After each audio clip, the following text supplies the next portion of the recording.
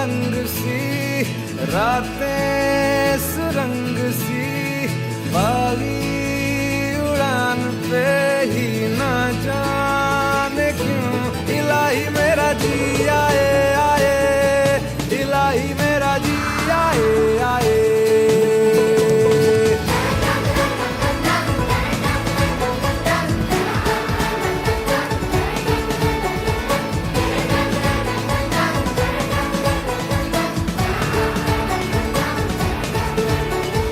कल पे सवाल है, जीना फिलहाल है, खाना बदोशियों पे ही जाने क्यों। We went to Turtle Beach and we did snorkeling.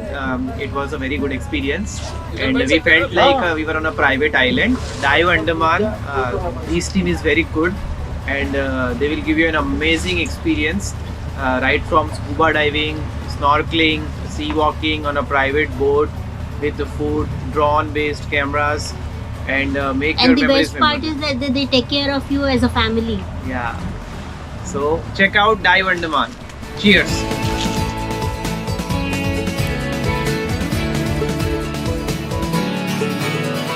मेरा फलसफा कंधे पे मेरा बस्ता, चला मैं जहाँ ले चला मुझे रास्ता, बूंदों पे नहीं गहरे समंदर पे